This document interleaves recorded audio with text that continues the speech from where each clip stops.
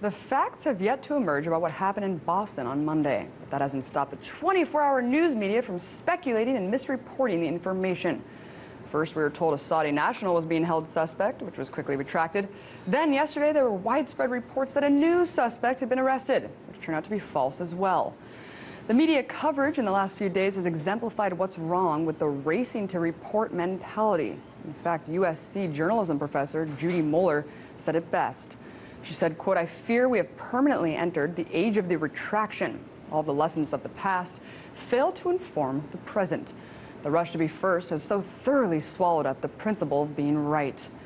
Well, earlier I sat down with Mark Ames, senior editor of NSFW Corp, and I asked him if the media's two-source rule is good enough when reporting on breaking news, and here's what he had to say.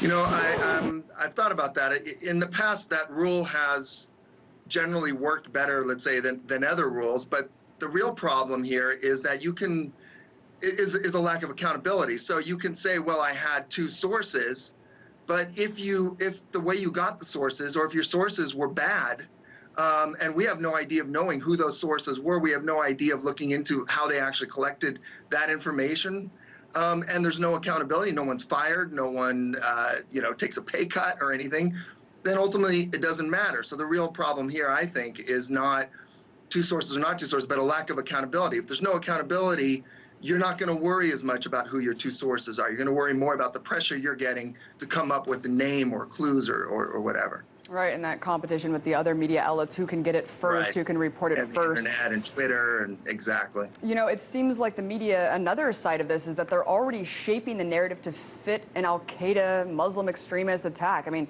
by reporting these falsehoods, what damage does this do by planting the seed in the populace that it is the work of a Muslim extremist by the reports of, the Saudi national and these dark-skinned people being arrested? Yeah, the New York Post was running and hasn't, as far as I know, apologized that there was a Saudi national. You have Steve Emerson, of course, but this guy has a history going way back to the early 90s of just flat out lying.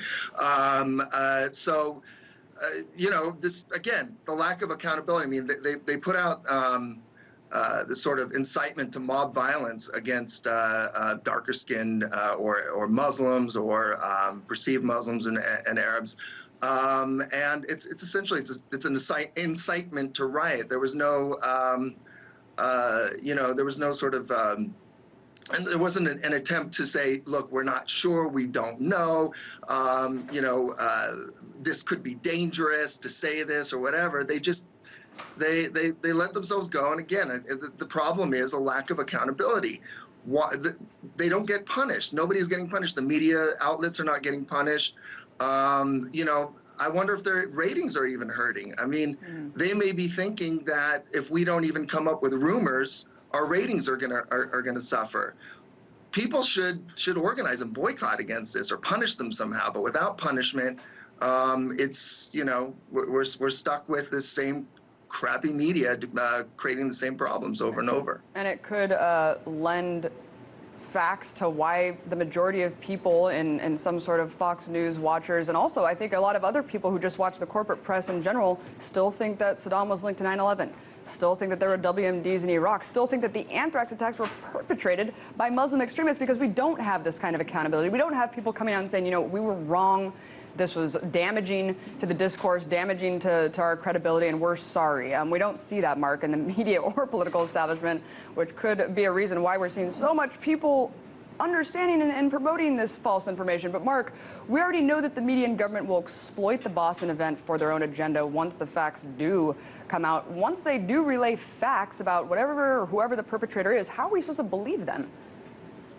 Well, again, yeah, that's another problem. I mean, I think people's trust in the media has, understandably, for a lot of understandable reasons, gone downhill. But here's another thing I would say as well, though.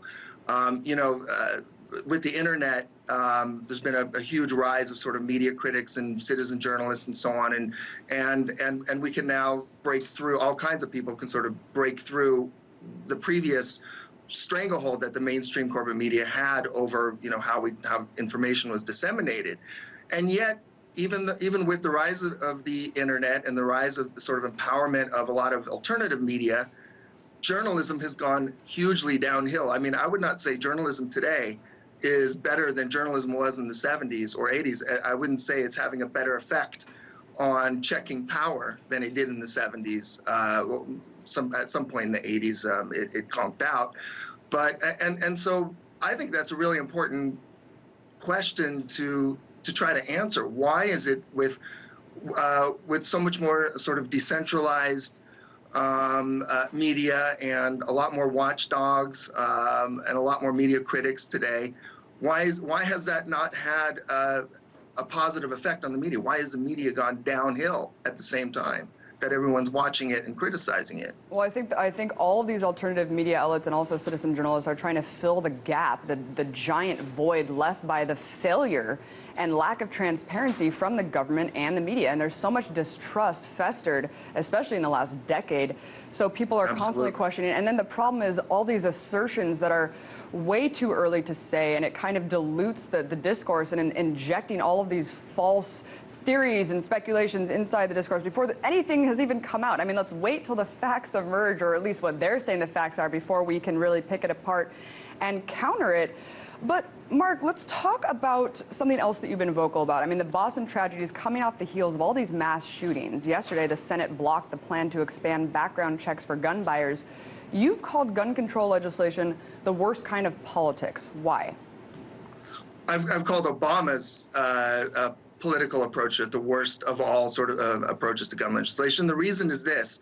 I mean, I did a book on so-called going postal rampage massacres, which exploded in this country sort of out of nowhere, first in post offices. That's why they're called going postal, where workers shoot their fellow workers and then themselves usually, and then it went into the schoolyard. And this started in the mid-late 1980s, went into the private place and then schools, and now it's just a feature of life here that didn't exist before.